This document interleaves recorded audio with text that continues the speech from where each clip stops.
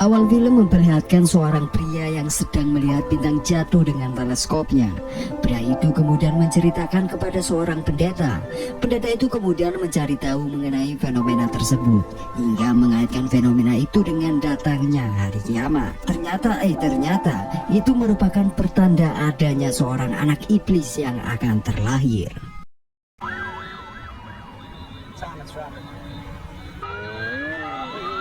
Singkat cerita, TKP pun berpindah kepada seorang pria bernama Robert yang merupakan seorang politikus di Amerika. Dia terlihat sedang tergesa-gesa karena istrinya akan melahirkan. Sesampainya di sana, Robert kemudian bertemu dengan seorang pendeta rumah sakit yang memberitahukan bahwa anaknya meninggal saat dilahirkan.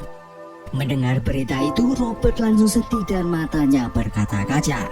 Tidak hanya itu saja, pendeta tersebut juga mengatakan kabar buruk lainnya, yaitu istri Robert mengalami kerusakan pada dinding rahimnya yang mengakibatkan istrinya tidak bisa melahirkan lagi. Saat mendengar berita itu, Robert merasa terpukul karena mendapat dua kabar buruk sekaligus. Karena besarnya rasa cinta Robert pada istrinya, dia tidak ingin membagikan kesedihan itu bersamanya. Pada akhirnya, ia merahasiakan itu semua dan memutuskan mengadopsi seorang bayi yang diberikan oleh pendeta rumah sakit. Bayi itu juga kebetulan lahir di waktu yang sama seperti anak Robert, yaitu pada jam 6 tanggal 6 bulan 6. Namun ibunya telah meninggal dunia.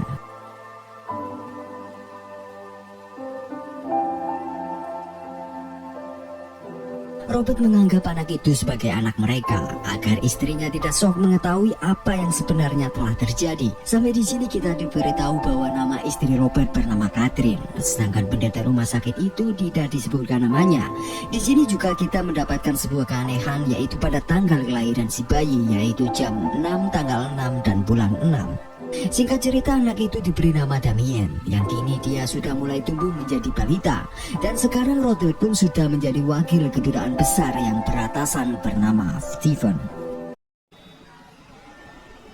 TKP berpindah di jalan yang sedang macet. Stephen yang sedang berada di mobil merasa kegerahan lalu membuka jendela mobilnya. Hingga akhirnya kejadian naas pun terjadi.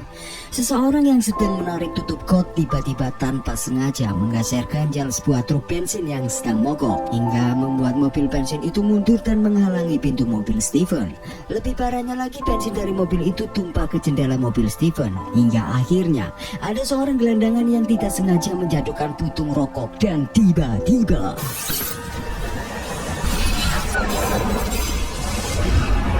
semua orang yang ada di sekar mokat saat itu juga. Kejadian tersebut tepat terjadi pada jam 6 menit 6 dan detik 6. Di sini kita dibuat bertanya-tanya apa sebenarnya maksud dari angka 666. 3 bulan setelah kematian Stephen, akhirnya Robert menggantikan posisinya sebagai duta besar. Dan 2 tahun kemudian, si bocil Damien sudah berusia 5 tahun. Sekarang Damien sedang merayakan ulang tahun yang kelima. Di sini kita akan melihat beberapa keanehan yang sangat di luar nurul. Keanehan pertama adalah munculnya seekor anjing hitam. Dan yang kedua adalah munculnya seorang fotografer misterius. Setelah pengasuh Damien memberikan Damien kepada ibunya, dia terlihat sedang memandangi seekor anjing hitam di pekarangan. Pengasuh Damien seperti olah-olah terhipnotis oleh pandangan si anjing hitam itu. Tidak tahu apa yang diperintahkan anjing itu, tiba-tiba pengasuh Damien mundur dan langsung naik ke atap, dan inilah TKP-nya.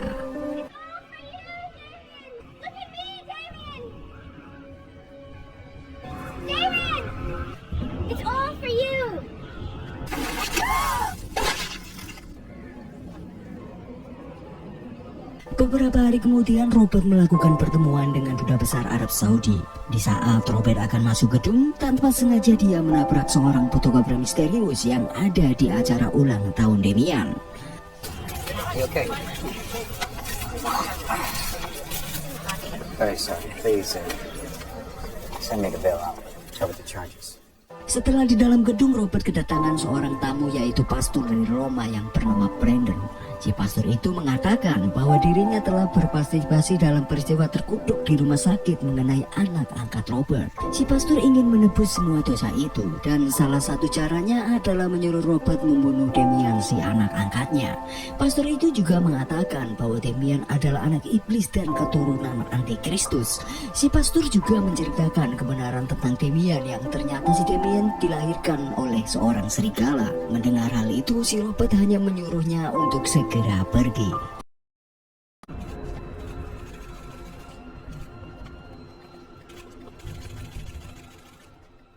Beberapa hari kemudian datanglah seorang pengasuh baru Damian yang bernama Nyonya Paylok.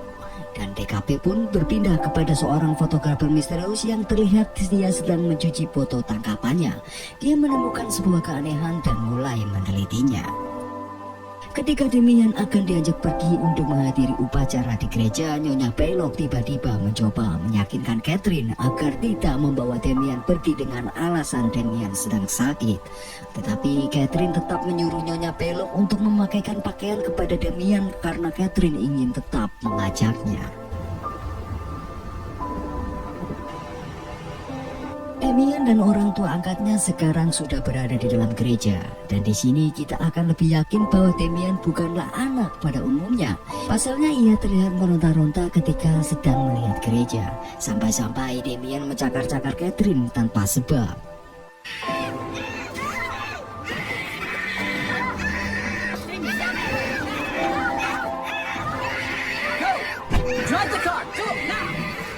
Ketika Robert sedang membersihkan luka Catherine bercerita dan merasa aneh kepada Damian. Catherine merasa Damian tidak seperti anak pada umumnya. Dia tidak pernah sakit, jarang menangis, suka mengamuk seperti yang telah terjadi. Namun Robert hanya meyakinkan Catherine bahwa semua itu hanya sikap seorang bocil yang sedang ketakutan. Robert yang sangat penasaran dengan Damian akhirnya langsung menemui Damian di kamarnya. Namun tiba-tiba ada seekor anjing hitam yang entah dari mana asalnya ada di kamar Damian. Melihat anjing itu, Robert panik dan akan memukulnya. Hingga akhirnya datanglah Nyonya Paylok dan menjelaskan bahwa ia menemukan anjing itu di jalan dan membawa anjing itu untuk menjaganya. Robert yang tidak setuju dengan adanya anjing di rumahnya kemudian menyuruh Nyonya Paylok untuk mengeluarkannya. Dan kalau kita lihat kembali, anjing ini mirip dengan anjing yang ada di acara ulang tahun Damian.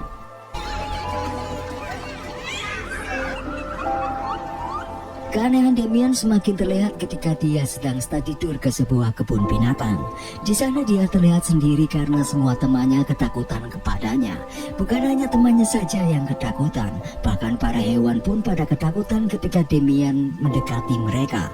Di sini sudah dipastikan Damian bukanlah bocil sembarang bocil. Keesokan paginya, Pastor Brandon kembali meminta Robert menemuinya di bawah jembatan. Di situ si pastor mengatakan, jika Robert tidak menemuinya maka dipastikan istrinya akan segera mati. Dan singkat cerita, si Robert menemuinya tepat di kolong jembatan dalam kondisi hujan. Di situ si pastor menyuruh Robert untuk pergi ke kota Megiddo di dalam dinding kota Jibril dan menemui seorang Baginda Hagen untuk mendapat penjelasan mengapa Robert harus membunuh Damian. Selain itu, si pastor juga tahu bahwa istri Robert sedang hamil lagi. Di sini kita dikejutkan pernyataan palsu yang dikatakan pendeta rumah sakit di scene awal bahwa istri Robert tidak dapat hamil lagi, dan dapat dipastikan pastor itu dan pengikutnya telah merencanakan sesuatu pada Robert. Tetapi si Robert tidak mempercayai omongan si pastor itu dan tidak membotulikannya. Sepulangnya menemui Robert, si pastor yang hendak pulang ke gereja, tiba-tiba dia diserang oleh sesuatu. Dan ketika dia hendak masuk ke gereja, tiba-tiba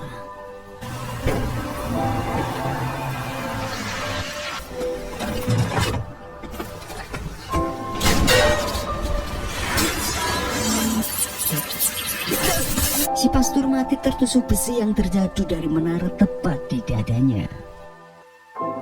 Di sisi lain, ternyata apa yang dikatakan si pastor memang terbukti. Catherine ternyata memang benar-benar hamil lagi. Sekarang ia tidak menginginkannya karena ia telah trauma dengan si bocil Damian, sehingga ia tidak menginginkan memiliki anak lagi. Ketika Robert memasuki rumah, tiba-tiba ada pesan dari Ton yang mengabarkan tentang kematian si pastor. Keesokan harinya ketika Catherine sedang menyirami bunga di lantai atas bersamaan dengan Damian yang sedang memainkan opet-opetnya, sengaja atau tidak ketika Damian lewat di samping Catherine, dia menyenggol pijakan Catherine hingga Catherine kehilangan keseimbangan dan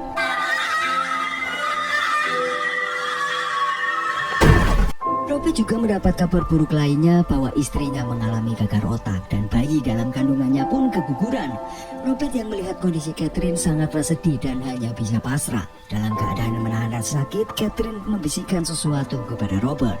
Mendengar bisikan Catherine, ia langsung pulang ke rumah dan ingin menemui Damian. Sebelum bertemu dengan Damian, dia menerima telepon dari si fotografer misterius yang ternyata dia bernama Kate. Dari awal kejadian kematian pengasuh Damian dan si pastor, ternyata dia sudah meneliti keanehan dan hal ganjil yang dia temukan di semua foto para korban.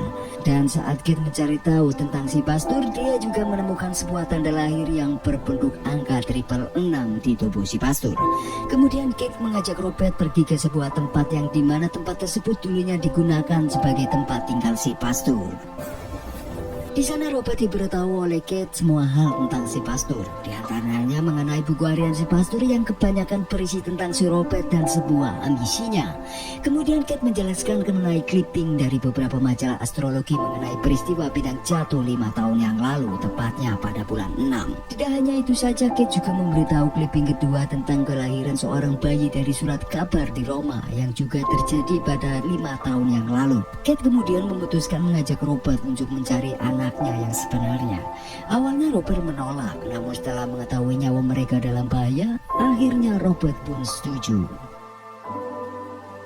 Sesampainya di kota Roma, mereka berhenti di suatu tempat. Karena merasa asing, Robert menanyakan kebenaran alamat yang mereka tuju kepada supir taksi. Supir taksi itu menjelaskan bahwa 5 tahun yang lalu telah terjadi suatu kebakaran hebat yang merenggut banyak korban. Wajar saja Robert tak mengenali tempat itu lagi. Akhirnya Robert dan Kate menemui seorang biarawati yang juga menceritakan tentang kejadian 5 tahun lalu. Robert lalu menanyakan tentang keberadaan si pendeta rumah sakit yang dulu mengabarkan tentang kematian anak Robert. Setelah mendapat informasi dari biarawati tersebut, berjalan Robert dan Kate ke sebuah biara di Subiasco. Di tengah perjalanan berhentilah Robert dan Kate di sebuah rest area. Di sana Kate menjalankan semua hal yang berhubungan dengan si Robert. Di dalam buku yang Kate baca, dia menjelaskan bahwa ada sebuah fenomena bintang jatuh dari langit bersamaan dengan munculnya kekaisaran Romawi. Tidak hanya itu saja, di sana mereka juga mendapatkan sebuah pernyataan yang kalau ditafsirkan akan ada anak iblis yang bangkit dari dunia politik. Dan kebetulan si Robert adalah duta besar di Amerika yang akhirnya dialah yang terpilih untuk membesarkan si anak iblis. Dan sebenarnya sampai di sini sudah banyak pernyataan yang sudah terbukti tentang kebenaran si bocil Damian. Tetapi lagi-lagi si Robert masih ragu dengan pernyataan tersebut. Singkat cerita, sampailah mereka di tempat tujuan. Di sana mereka dikejutkan dengan kehadiran si pendeta yang wajahnya sudah hancur karena luka bakar. Si Robert lalu menanyakan beberapa hal kepadanya dan hanya mendapatkan sebuah jawaban yang bertuliskan server. Kata itu menunjukkan di mana lokasi tempat makam ibu asli Damian dan anak asli si Robert dimakamkan.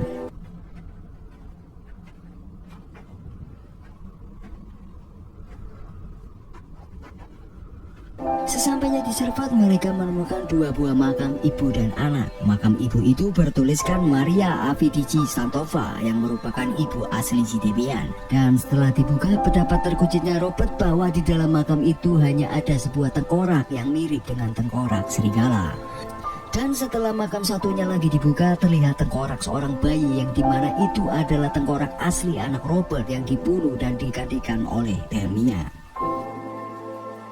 TKP pun berpindah di lokasi tempat istri Damian dirawat.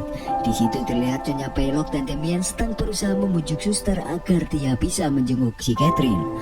Setelah berhasil membujuk si suster, masuklah si Pelok sendirian ke kamar Catherine untuk membunuhnya. Sementara si Damian menunggu di luar sambil menghipnotis si penjaga agar tetap diam. Dan inilah TKP-nya.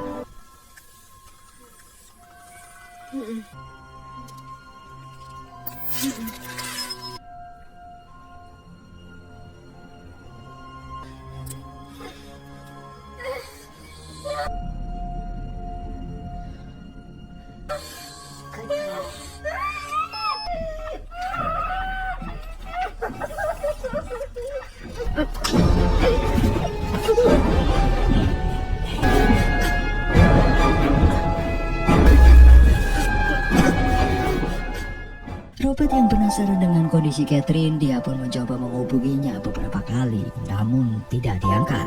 Dan ketika dia mendapat telepon balik, dia malah mendapatkan kabar bahwa Catherine sudah meninggal.